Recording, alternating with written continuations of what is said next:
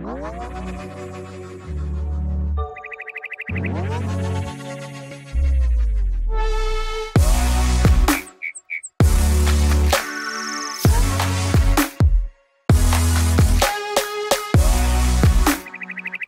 everyone to this August 17th edition of What's Happening in Crypto with the Crypto Lark, broadcasting to you from New Zealand and bringing you all of the latest from the crypto world and beyond, thanks to the good folks over at cryptonews.com.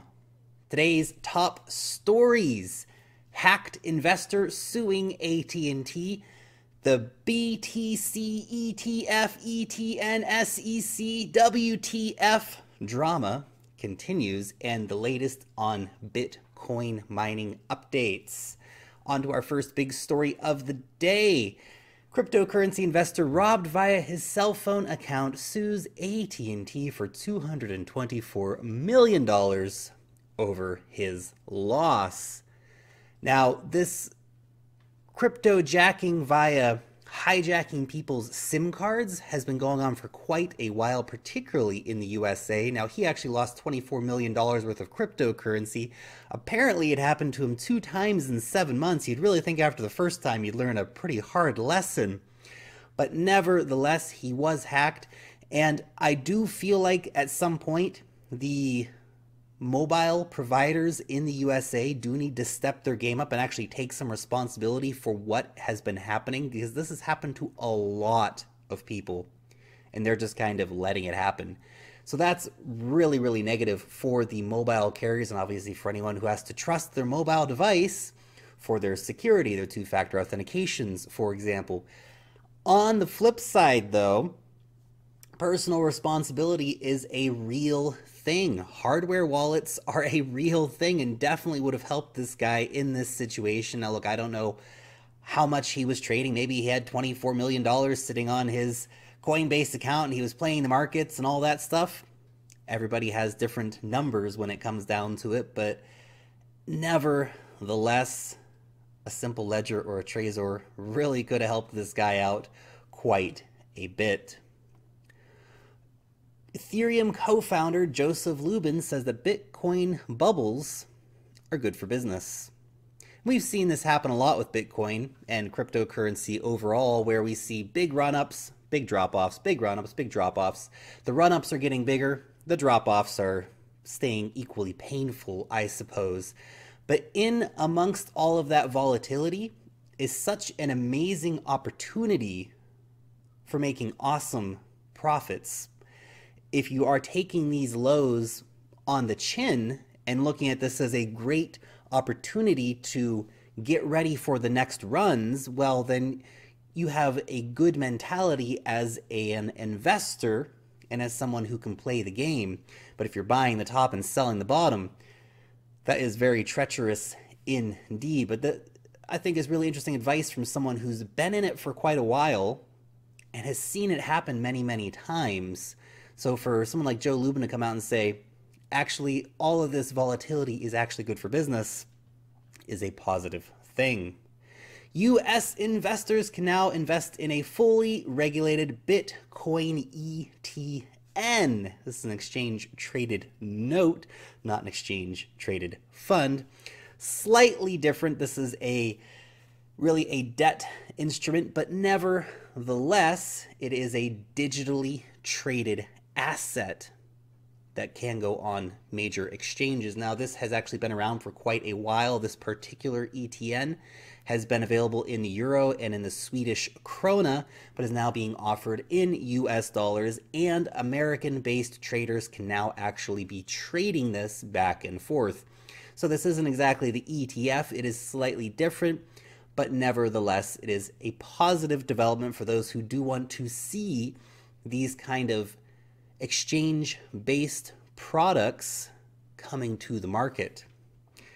Andreas Antonopoulos weighing in on the Bitcoin ETF, criticizing it, basically saying if it's not your private key, it is not your Bitcoin, but it's going to happen regardless of how he feels about it or how any of us feel about it. The Bitcoin ETF is coming, and I know, again, as mentioned a few times before, a lot of hopes are pinned on that, but Bitcoin is Bitcoin without the ETF, and it happening, it's just a thing, and it's going to happen at some point.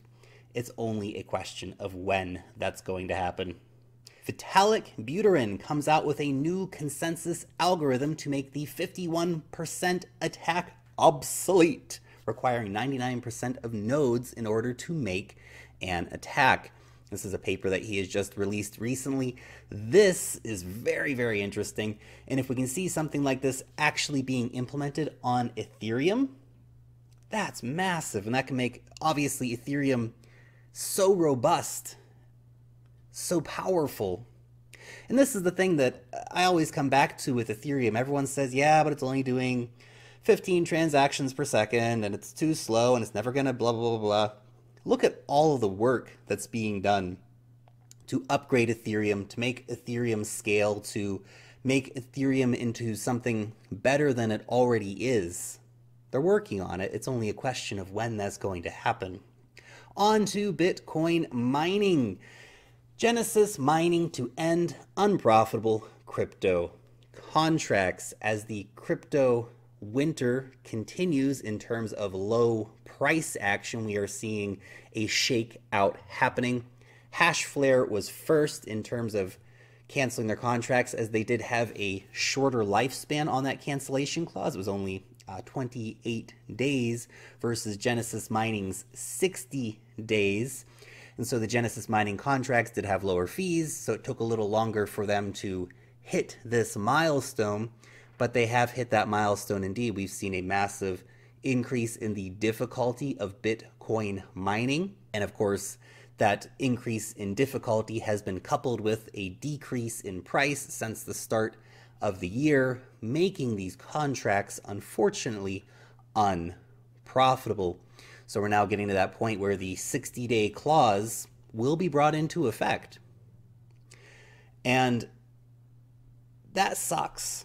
It really, really does, because I know a lot of people have invested a lot of money into these cloud mining contracts. I mean, I've certainly got a bit of cloud mining contracts as well, and I'm likely to lose those because I'm not willing to do what they're offering, which is to upgrade your account, essentially, spend a huge amount of money to upgrade to a new 5-year contract with lower fees.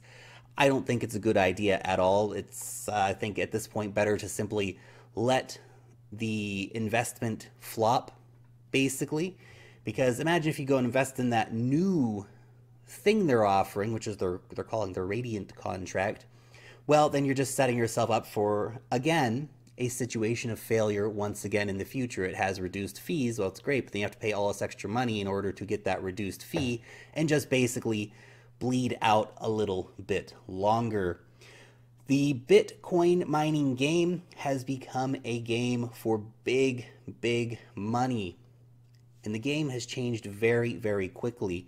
Last year, if you did get a Bitcoin mining contract around this time, for example, you probably did okay on it.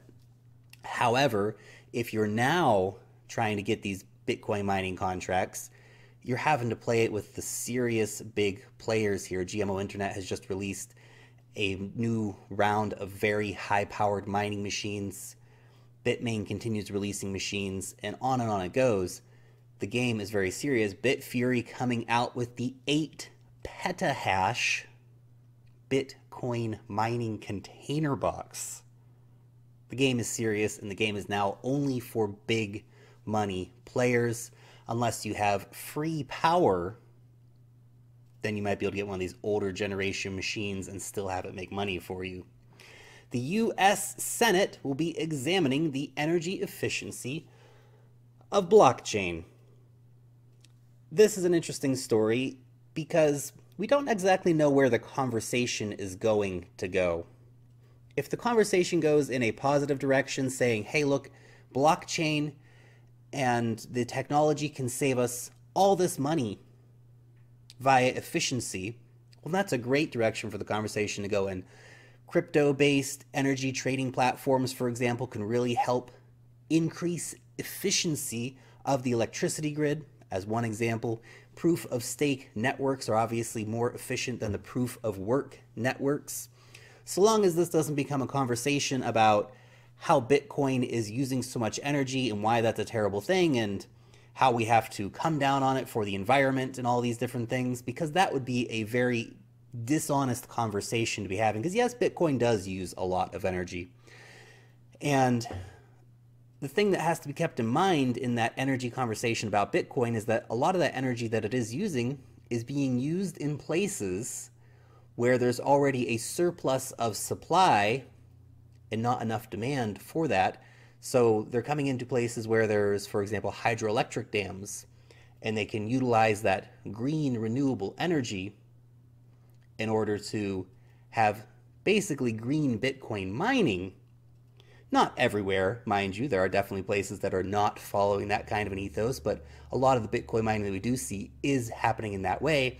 And of course, if they're going to go out and criticize the energy consumption of Bitcoin, it's so hard to have that conversation from the US Senate, because here the US war machine, the military-industrial complex, uses such an unimaginable amount of energy every day. Of course, the global monetary system in terms of printing money, printing coins, having all the data centers, having all the banks sit open every day, that is not questioned. So I hope that the conversation definitely goes in the direction of here's how blockchain can help us save overall, not Bitcoin is bad because. Thanks so much for watching today's episode. Let me know what you think about any of the news stories down below in the comment section. Thumbs up the video and share these videos around the internet to help our community grow. Join the conversation over on Twitter or Telegram. Long live the blockchain, and peace out till next time.